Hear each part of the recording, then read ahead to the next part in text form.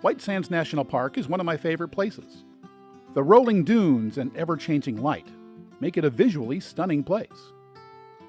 I've been here several times, and I'm finally creating a travel guide to encourage and help you explore it and the other parts of New Mexico in its Rio Grande Rift, which is still geologically active. It's full of volcanoes and literally pulling the continent apart, which means there's lots of interesting landscapes, including one that's underground. We'll go to a place where Native Americans carved rooms out of rock. In others where they left their mark and their art. These days, the experience is diminished in many national parks by overcrowding. That's not much of a problem in the Rift. It's still a great place to explore or just enjoy the view. We'll go to places that you've heard tell of, and some that you never knew existed. We'll take side trips along the way to show how we explored the final frontier, and why some think we've had visitors from far, far away. There's much to see in this part of New Mexico, and it's my goal to make the most comprehensive video there is on the parks of the Rio Grande Rift, just as I've done for Glacier National Park and Utah's Mighty 5 National Parks. And now it's time to look at our first park in the Rio Grande Rift, White Sands. White Sands is one of the most photogenic places in the West. I've photographed it many times, going back to the early 2000s. It covers over 200 square miles, but it has only one road, and it's just 8 miles long. And it can easily be driven in less than an hour. So why have I spent so many days here and in the little Air Force Base town of Alamogordo? Well, because of the dunes. They're always different, and you never know what's over the next dune. It's a vast, mostly trackless place, perfect for those who like to explore, or for those who like to isolate and contemplate. As always, the goal of this video is to encourage and to help you come this way too. It's located in the Tularosa Basin portion of the Rio Grande Rift, where 20,000-year-old footprints have been found. I can't take you there, but there is a nearby place where you're free to explore and discover pre-Columbian rock art. Over 20,000 of them. I'll also take you to a museum that celebrates the area's missile test site and its role in the U.S. space program. The park is generally open from dawn to dusk, unless there's a missile test going on at the nearby range. On this day, the rangers opened the gate a few minutes early, but one time I did have to wait over an hour because there was a missile test going on. The entrance fee is just $25 per vehicle, but if you're doing the other parks in the Rift, it's well worth buying the annual Parks Pass. The handout they give you with its map, it'll come in pretty handy, and it's worth studying because, well, it's easy to get lost in all this white. It happened to a small group on my last trip. Maps are also available for download on the park's website. This one shows important stops on the road with distance markers. There are trails here, a boardwalk trail, an amphitheater, picnic areas, and a backcountry camping area which is closed right now due to COVID. There's also a horse area, and probably the most popular spot, the West Filming Area. When I get to the park early, I like to shoot the sunrise. So I stopped at the first parking area. It was for the Dune Life Nature Trail, which is a short 1-mile loop. The trails here aren't like the other trails you may have seen on my channel, like the ones in Glacier National Park. Here, they're not really trails, they're more like pathways, with post markers to keep you from getting lost. Mostly, this is a place to wander and explore, on your own, without any boundaries. And that's what makes this place unique. The sunrise wasn't bad, and I got a nice shot of the ridge behind the dunes.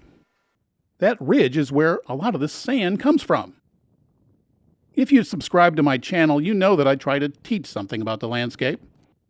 And if you're not a member, why don't you subscribe now? Thanks. By the way, it's not a good idea to park on the road, because these guys have a job to do. There's another short trail to a playa or dry lake across the road. But we're going to head to the dunes. You may be wondering why the sand is white. Well, this isn't typical beach sand, which is basically quartz. This sand is gypsum, which has a lot of calcium, which is, of course, white. Before wandering through the dunes, we're going to do the Interdune Boardwalk. It's the only wheelchair-accessible trail in the park.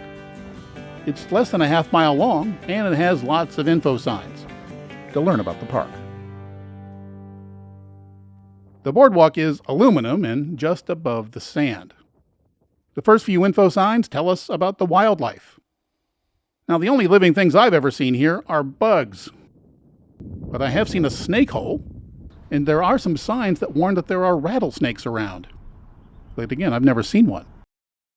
I've also seen tracks. These are likely from a kit fox, which is about the size of a small dog. They're nocturnal, but you may find some of their footprints in the morning. This sign has a message about the importance of cyanobacteria.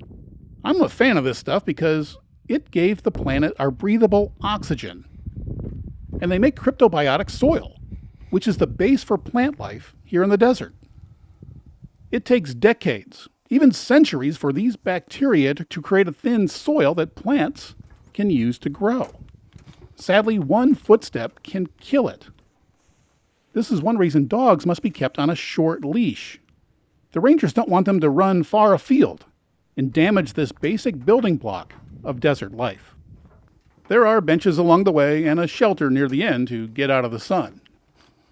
At the far end, there's a viewpoint over the dunes and Holloman Air Force Base in the distance. There's also a series of info signs that tell us how all this gypsum got here. Turns out that millions of years ago, this area was covered by the Permian Sea. Heat from below caused the land to rise, kind of like this. And this caused the sea to recede. When the heat and pressure went away, the land went down and the sea rushed in once again. And this process happened several times. When the water was deep, dirt and clay were deposited. And when the sea went away, a gypsum layer was deposited. And if you don't believe me, look at the distant ridge. You can see the layers in the rock. When all this happened, the whole area was flat. Those mountain ridges were all at the same level as here, near sea level. And today, White Sands is 3,900 feet above sea level. It was much later when all this was uplifted, during the rifting process that created the basin between the ranges. So how did all the gypsum get here? Well, it was all locked in those rocks up in the ranges.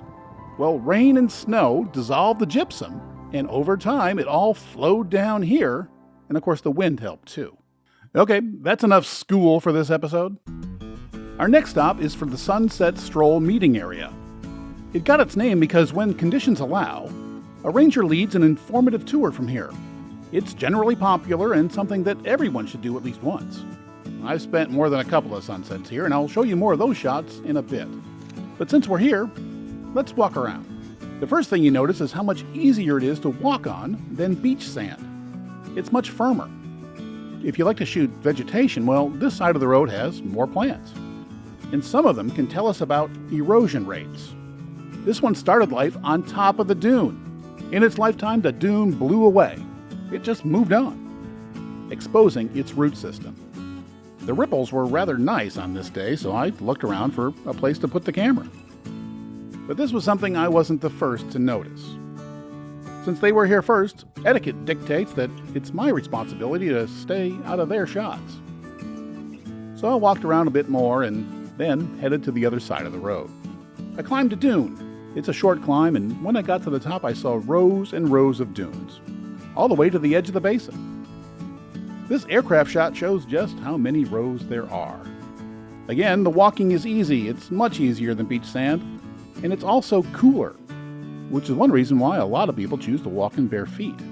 It's time to move on now, but we'll return to this spot and stick around for the sunset show.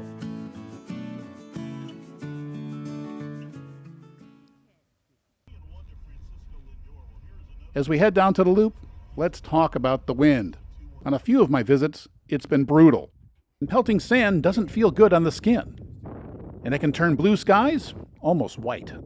It can also damage camera gear, which is why I shoot with an iPhone or a GoPro when there's blowing sand. They're really good at keeping the dust out. One way to get around the wind is shoot early in the morning when the wind tends to be lower. There are some benefits to high winds, though. It erases footprints. Late in the day, the dunes are covered in them. A strong overnight wind will erase them, giving us a clean canvas in the morning. Just beyond the fork in the road, there's a picnic area. And notice that each table has a windbreak. There's an amphitheater for ranger talks near the next parking area, and a view of Holloman Air Force Base from the curiously named Area 19. When we get to the bend, we can only head back to the main road. It's the turnaround point. And the first parking area is for the Alkali Flats Trail. It's really more of a route than a trail with skinny numbered markers to keep you on track. It's a 5-mile loop that takes you to an alkali flat and back, and it's anything but flat as it goes up and down the dunes. It got its name because at the far end of the loop, it takes you to an alkali flat. My first time here, the temp was 110, and I took the trail not thinking too much of the heat. I was having too good of a time. I wasn't sweaty, and maybe I was too captivated by the park to really realize what my body was going through. I wandered off the trail chasing good shots and could no longer see the markers, but I could see a salty residue on my now otherwise red arms. My one water bottle was empty, and I was feeling a little odd and also stupid. Eventually I found footprints heading that way and found the parking lot. The trail is a 5-mile loop, and I don't know how much of it I did before finding my car, but because of the experience, I never did the trail again. The moral of the story? The altitude, dry air, and heat can affect you more than you think, especially if you've never been here before. The name on the map for the next parking area is called the West Filming Area. This is probably the most popular area in the park, and as its name suggests, it's great for photos, as you'll see in a minute. But many come here just to play on the steeper dunes found near the parking lot. Some run up the hills in bare feet. Others slide down the hills in plastic discs. This is so popular that the gift shop sells them. And the sand isn't as slippery as snow, but it looks like it's just as much fun, and of course much warmer. Others bring their gear farther afield to have some private family time. Hopefully they bring plenty of water too. In the intro, I told you that White Sands is a great park to wander around. And this is a great place to do that. These shots show you why. There are great spots to show rows of dunes. Everybody knows that you can get great shots at sunrise and sunset, but here, the dunes can even look great during the middle of the day.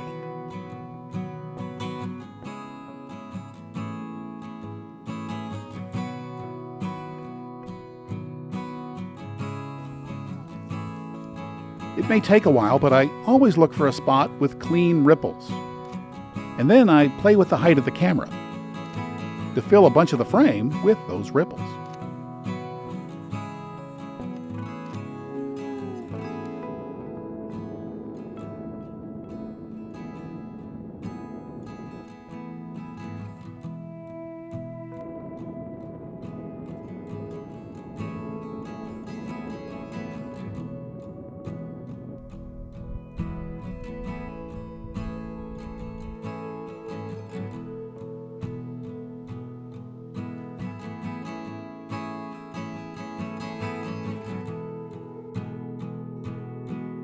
I never know how much I walk in these dunes, but I'm sure it's quite a bit. And patience always helps. Sometimes I just sit and wait for the light to get right, like this person. It's a particularly good idea to do this at sunset when it might get a bit crowded and you may lose your spot. And when I find a good spot during the day, I try to come back to it at sunrise or sunset.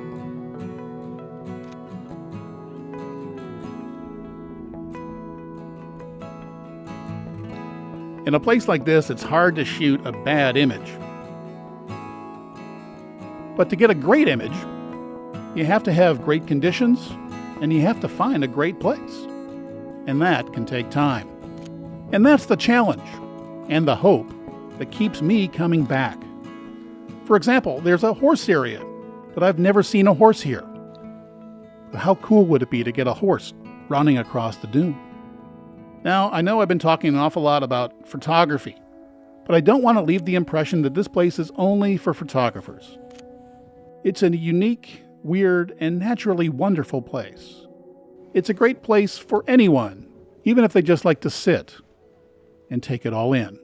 Most of the footage you've seen was shot in May or December, but I've been here when the midday heat is just too much and I needed a break. That's a good time to check out the visitor center or some of the attractions in nearby Alamogordo. At the visitor center, depending on the COVID rules, there may be a line to get in. Inside, it's small and more of a non-profit bookstore than a visitor center. But there is a movie about the park and folks to answer questions. The gift shop is down this hall. On one of my visits, this connecting hallway was closed and we had to go around to the back. As you can see, there was quite a line. Inside, you'll find plenty of souvenirs to buy, like souvenir pottery and those discs we talked about. And of course, something to eat and drink. There is no restaurant, so fill your cooler with a picnic lunch. If you want to take a midday break, go into town. Alamogordo is just 15 miles to the north. By the way, when you're exiting the park, if you turn right instead of left, you'll have to go through a border control checkpoint after you make a U-turn to head back the other way. Because of the Air Force Base and the park, there are plenty of dining and hotel options for visitors in Alamogordo. There's fast food, casual dining options, as well as the largest Walmart I've ever been in. A little further up the road, there's even a winery and a pistachio farm with lots of tasty treats. If you have more time after lunch, I highly recommend a short drive to the north end of town to the New Mexico Space History Museum, even if you just have the time to see the outdoor display. I'll talk more about this place in a few minutes. So if you need a midday break, there are plenty of things to do in town before you head back to what many believe is the best time of day in White Sands: sunset. The hours before sunset are some of the park's busiest. With the light change, shadows come from the other direction, so the place looks different. At twilight, the temperature drops quickly. There's often a crowd near the sunset stroll area. If there's clouds, they add a few colors to the scene before the sun drops below the mountains.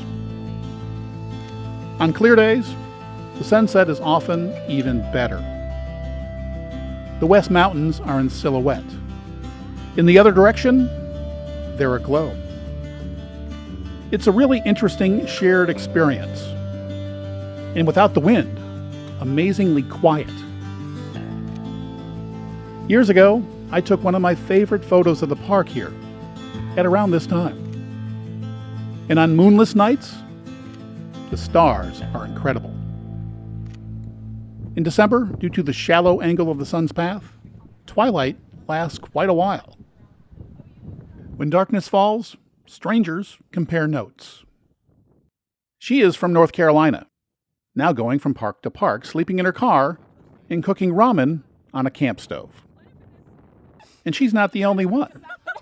Well, my name is Jess. I go by JJ. I've been living in New York City for the past 2 years, and I went on this road trip during the pandemic with my friends. I flew out to the West, and I was been dreaming about, seeing the rest of America. And so I started planning this February. Once my lease ended in New York City, I just got a car within 2 weeks, flew to Montana because Glacier National Park is awesome, and been doing that since then. She chose to go to Glacier after watching YouTube videos. Well, After describing mine to her, she said, I must saw yours then. but who knows? As I was about to ask her her story, a group of Dutch girls asked us for help. They were lost and couldn't find their car. With the help of my park map, JJ drove them to it. Eventually, a ranger drives by announcing that the park is about to close, and we have to leave. Well, that's White Sands National Park. It's a fantastic place from dusk to dawn. And I hope that you'll come here and check it out, as well as some of the other places in the Rio Grande Rift. So how many days should you stay? Well, I'd say at least 2 or 3, if for nothing else to do a couple of sunsets. So when should you come? Well, I'd say just about any time, if you don't mind the summer heat. You may also want to plan a trip around special events, like the annual Balloon Fest, or on the rare days when rangers lead tours to Lake Lucero. It's the only way to see that part of the park. If you're going to stay a few days, you're going to need a place to stay in Alamogordo, and there are several places to choose from. I continue to support small, family-owned and run motels. The rooms are nice with a fridge and a microwave, and I get to park right next to my door, which makes for an easy load out and load in. During our midday break, I promised that we'd go back to the New Mexico Space Museum for a better look. And that's what we're going to do now. And it's on our way to the next stop, Three Rivers Petroglyph Site. You can probably tell that I really like this place. The outdoor display is incredible. Part of the missile test range can be seen in the valley below, and these items were tested there, including this remnant of a V-2 rocket. And of course, the Apollo emergency escape system. To whatever they're testing today. This Nike missile was designed to protect our cities during the Cold War. These are sounding rockets. I don't really know what that is. These are target drones. There's also a few rocket engines, and they look like they could be used today.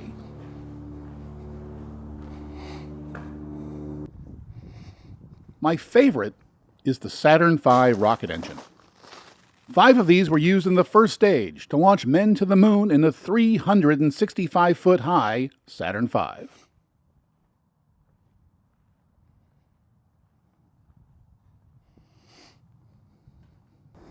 It's quite something to not only see it, but also touch it. It's over 40 years old and looks brand new. It looks like it could fly today. This was at the other end of that rocket. Well, it's a mock-up. It was used to test the capsule's ability to land in the water. There's also a Mercury capsule mock-up that was used to test instrumentation placement. This is all real stuff. And this stealth fighter mock-up was used for pilots to practice egress. That's getting out of the cockpit. I can't show you much of the stuff inside, but the elevators set the tone. There's a moon rock, many spacesuits, and a jetpack simulator that was used in the space shuttle era. There's even a tribute to Gene Roddenberry, who created Star Trek. I never knew that he was a decorated pilot in World War II. If you're really into this stuff, there's another museum about 40 miles south of the park, at the test site base entrance. It has another great static display, including mock-ups of the first atom bombs that were developed and tested nearby. Inside, there's a lot of early rocket development displays. If you or someone in your party isn't into all this techie stuff, there is other stuff to do in Alamogordo. The wine bar people also have a pistachio farm, which in December, granted doesn't look like much, but they have a restaurant and other tasty treats. And for you RVers and campers, there are private campgrounds, and there's a place to go boondocking between the park and the Air Force Base. For me, White Sands is the highlight of the southern end of the Rio Grande Rift trip. The park is something everyone should see, and the variety of side trips means there's fun for everyone, including our next stop, which is less than an hour to the north. Three Rivers Petroglyph Site gets as few as 10 visitors a day, and those lucky few get to explore over 21,000 rock carvings with no fences. If you're a history buff or into Native American culture, you'll just love it. But I'm going to save that for our next segment, where we will also walk through a lava field, see the Trinity site where the first atom bomb was tested. We'll visit an old village that collapsed after the Spanish arrived, and we'll see one of the first Spanish missions.